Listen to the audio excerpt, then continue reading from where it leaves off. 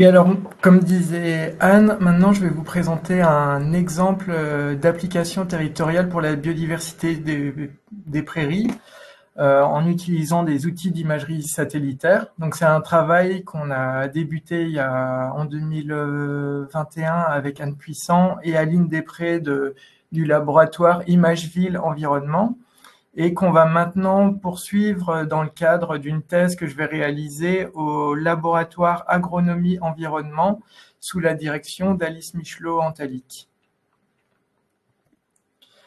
Alors, je vais prendre quelques minutes pour poser le contexte pour qu'on comprenne bien à quoi vient servir l'imagerie satellitaire dans le cadre de ce projet.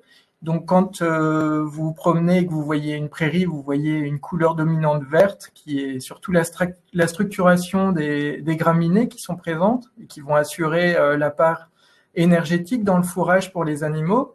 Mais dans ces prairies, on rencontre une grande diversité de plantes et notamment des légumineuses qui vont avoir plein d'avantages puisqu'elles sont capables de fixer l'azote qui est présent dans l'atmosphère, et ce qui va permettre vis-à-vis de l'éleveur d'apporter toute une série de services agronomiques, puisque ça va permettre de baisser la dépendance aux énergies fossiles et aux engrais azotés industriels, de réduire les coûts de production, d'avoir une productivité plus élevée. Mais l'autre avantage des légumineuses, c'est qu'elles vont permettre d'apporter la part protéique dans le fourrage, c'est-à-dire que quand on a à la fois des graminées et des légumineuses dans une prairie, on a une ration alimentaire qui est équilibrée pour le bétail.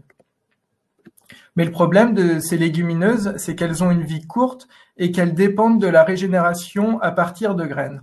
Donc, c'est-à-dire que si on veut réussir à les maintenir dans des prairies permanentes, il va falloir trouver des moyens d'exploiter ces prairies d'une manière qui permette à la plante de produire des fleurs ainsi que des graines et de pouvoir disperser ses semences avant que le fourrage soit récolté. Sinon, en quelques années, on va perdre ces légumineuses et tous les services agronomiques qu'elles rendent dans le cortège. Donc, on va avoir besoin, dans le cas de prairies de fauche, d'avoir une fauche qui intervient assez tardivement pour permettre le renouvellement de ces banques de graines. Mais en plus, on a besoin des pollinisateurs, puisque sans eux, on ne peut pas avoir de production de graines. Alors, vis-à-vis des pollinisateurs, ce qui est important dans les prairies, c'est d'avoir une abondance de fleurs, ce qui va permettre de maintenir également ce service de pollinisation. Donc, il y a une interdépendance entre plantes et insectes. Et ce qui va dépendre du maintien de ces fonctionnalités, ça va être notamment la diversité fonctionnelle des fleurs. Donc, c'est ce que les agronomes appellent les diverses. Donc, toutes les plantes à fleurs qui ne sont pas des légumineuses, on les nomme les diverses. Et là, vous voyez un petit peu une illustration des différents types de couleurs, de formes. Et ce qu'on ne voit pas, ça va être notamment la récompense, la quantité et la qualité du nectar, le type de pollen, etc. Donc, chaque espèce de plante a des traits fonctionnels très particuliers. Et chacune de ces plantes a aussi des composés chimiques secondaires qui vont apporter un goût particulier au fourrage et qui vont stimuler l'appétit du bétail. Donc, on va avoir, avec des prairies diversifiées, encore davantage de services agronomiques, donc cette stimulation de l'appétit, mais également la souplesse d'exploitation, puisque quand on a une grande diversité, alors on va plutôt partir d'un cas très simple. Si on part d'une prairie semée avec du raies-gras, le raies-gras va avoir un pic de qualité, de quantité de fourrage. Et donc, il va falloir pour l'éleveur de pouvoir exploiter pile au moment de ce pic pour pouvoir tirer le maximum de la qualité, de la quantité du fourrage. Et si là, il n'y a pas de fenêtre météorologique satisfaisante, rapidement, la qualité de ce fourrage va baisser et donc l'éleveur s'y retrouvera moins. Par contre, sur une prairie qui est très diversifiée, qu'on va dire très souple, on a une grande diversité de plantes, avec des plantes qui sont de début de printemps, d'autres de milieu de printemps et d'autres de fin de printemps. Donc, on a un étalement de la croissance de ces plantes qui va permettre d'avoir une meilleure souplesse d'exploitation, et donc l'éleveur il va être moins soumis aux contraintes météorologiques et il aura une plus grande plage de temps pour faire son foin. Et enfin, cette diversité de plantes, elle permet également une résilience des écosystèmes, puisqu'on a des plantes qui sont adaptées à des sols, des conditions plutôt sèches ou des conditions plutôt humides, avec des enracinements qui sont plutôt profonds ou superficiels, avec des surfaces foliaires qui vont être différentes. Et cette diversité, elle va permettre à la prairie de réagir en fonction des conditions météorologiques de la saison de végétation et donc d'assurer des stocks de fourrage malgré des variations de la météorologie. Alors, c'est ce qu'on a essayé de synthétiser ici. Là, on voit par exemple une prairie qui est très intensifiée en Meuse, qui est structurée juste par des graminées, où elle va être très productive, donc elle va permettre un grand apport énergétique. Et si on la compare avec une autre prairie qui est très diversifiée, cette deuxième prairie sera forcément moins productive sur le plan énergétique, mais par contre, elle va permettre de produire des légumineuses qui vont apporter la part protéique du fourrage, mais également une meilleure souplesse d'exploitation. Elle va favoriser une meilleure santé du troupeau, une meilleure résilience face au changement climatique et également apporter des plus grandes ressources pour les pollinisateurs sauvages. Donc ce cercle qu'on voit qui est un peu plus large sur la figure de droite, ça va représenter ce qu'on peut appeler une prairie qui est davantage multifonctionnelle que la prairie à gauche. Et par contre, le problème, c'est que ces prairies multifonctionnelles, on ne peut pas les recréer en l'espace de 2-3 ans. Ce sont des prairies qui se sont créées sur plusieurs siècles. Et ce qu'on voit, c'est que les prairies qui sont encore diversifiées aujourd'hui, en général, ce qu'on constate, c'est qu'elles n'ont pas été mises en culture depuis environ 80-90 ans et qu'elles n'ont pas subi une forte intensification des pratiques agricoles. Donc nous, l'importance aujourd'hui, c'est de pouvoir identifier ces prairies qui sont particulièrement fonctionnelles pour sensibiliser à leur importance dans les agrosystèmes.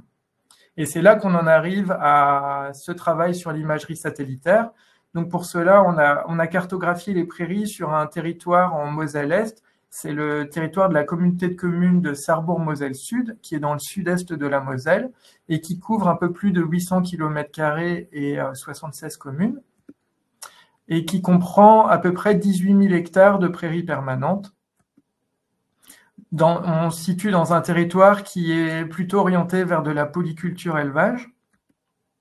Et ce que l'on rencontre après cartographie des prairies de ce territoire, c'est qu'on a à peu près 2/3 de prairies qui sont destinées au pâturage, principalement. Un quart de ces prairies qui ont été fortement intensifiées, où on a une diversité floristique faible, et le reste qui sont des prairies à forte biodiversité. Donc, voilà, avec un intervalle qui correspond, en fait, on a à peu près 5% de prairies qui ont des forts enjeux de biodiversité et 11%, c'est si on a agrandi à des prairies qui ont été moyennement intensifiées, donc qui ont encore un certain niveau d'enjeu floristique. Donc, pour ce qui est de l'imagerie satellitaire, on a travaillé avec le laboratoire, donc en partenariat entre le Conservatoire d'espaces naturels et le laboratoire Imageville Environnement de Strasbourg. L'objectif, c'était, comme dans le travail qu'a présenté Romain précédemment, c'était de travailler avec le satellite Sentinel-2 qui permet d'acquérir une image tous les 5 jours. Et en prenant les bandes spectrales du rouge et du proche infrarouge, on calcule le NDVI, donc un indice de teneur en chlorophylle des plantes. Cela, on a pu le réaliser sur un peu plus de 3800 polygones de prairies qu'on avait visités sur le terrain. Donc, on savait quel type de végétation on avait. Et ce qu'on cherche avec ce NDVI, c'est retracer. Donc, ce qu'on a réalisé dans cet exemple, c'est qu'en ordonnée, vous avez la valeur du NDVI et ici les jours du printemps. Donc, ça commence à la sortie de l'hiver et ça finit à la fin de l'été. Et là, vous avez en rouge l'exemple de l'évolution du NDVI dans une prairie qui est orientée vers du pâturage. Donc, les bêtes sont mises rapidement au parc et donc on a une consommation progressive du fourrage. Là, on a un deuxième exemple, c'est une prairie qui a été fauchée rapidement au début du printemps. Et là, on a un troisième exemple en bleu avec une prairie qui a été fauchée tardivement à la fin du mois de juin. Et c'est ce qu'on essaye de mettre en évidence, c'est cette première perturbation notable qui permet de documenter la date approximative de fauche de la prairie.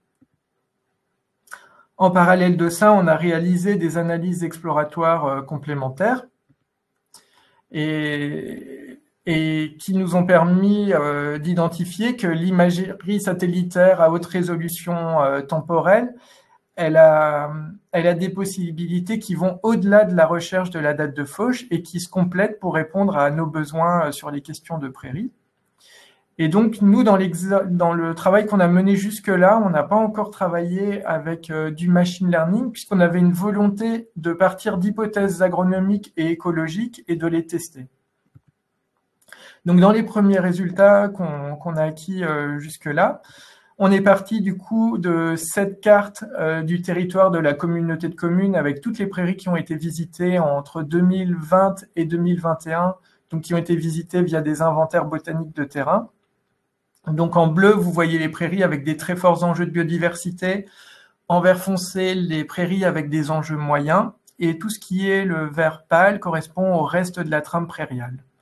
Et donc, on a cherché à mettre en relation ce niveau de biodiversité des prairies avec les dates de fauche qui avaient été estimées par imagerie satellitaire. Et ce que l'on voit, c'est que pour les prairies qui sont fauchées début juin, on a une probabilité de à peu près 21% que le polygone de prairie contienne des enjeux de biodiversité. C'est-à-dire que, en visitant une prairie qui a une date de fauche estimée en début juin, on a une chance sur 5 d'identifier des enjeux de biodiversité floristique. Pour les prairies qui sont en fauche tardive, qui correspondent aux pratiques les plus favorables au maintien de ces enjeux de biodiversité, on voit que c'est encore plus efficace. Donc là, si on visite une prairie, on a une chance sur 3 qu'elle contienne des enjeux de biodiversité. Et enfin, on avait une troisième catégorie, donc c'est toutes les prairies qui n'ont pas été classées dans nos 2 premières catégories, c'est-à-dire toutes les pâtures et les prairies fauchées en mai. Elles ont une probabilité beaucoup plus faible d'avoir des enjeux de biodiversité. Donc ces résultats, je ne l'ai pas précisé, mais ça a été un test qui a été effectué sur toutes les prairies qui avaient des enjeux floristiques moyens à forts, c'est-à-dire toutes les prairies qui apparaissent sur cette carte en bleu ou en vert foncé. Et on a refait le test uniquement sur les prairies avec des forts enjeux de biodiversité, c'est-à-dire toutes celles qui apparaissent en bleu sur la carte. Et on voit qu'on a des résultats qui sont à peu près d'ordre de grandeur similaire, ce qui permet d'identifier que l'imagerie satellitaire à haute fréquence semble être un outil efficace pour identifier plus facilement les prairies à forte biodiversité. Donc maintenant, les perspectives, dans le cadre de la thèse qui vient tout juste de débuter, on va intégrer les images satellitaires sur plusieurs années, puisque les résultats que je vous ai montrés, ça correspondait à l'année 2019.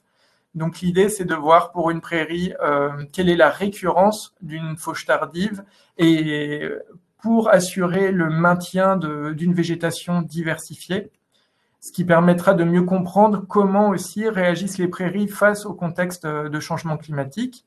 Et cela permettra de développer un modèle pour détecter plus facilement les prairies à enjeu de biodiversité floristique sur des secteurs qui n'ont pas été prospectés. Donc là, on voit en vert foncé les données qu'on est en train d'intégrer et sur lesquelles on va répliquer les premiers tests et renforcer les tests avec des modèles plus poussés. Et l'objectif, c'est également d'optimiser les besoins pour faciliter le déploiement de cet outil sur des territoires prioritaires, voire sur l'ensemble de la région Grand Est. Et bien sûr, l'objectif, c'est bien sûr de valoriser l'importance des prairies qui sont multifonctionnelles et qui sont irremplaçables et dotées de nombreux atouts en contexte de changement climatique pour favoriser leur pérennité à long terme. Voilà, je vous remercie pour votre attention. Si vous avez des questions, je vous écoute. Très bien.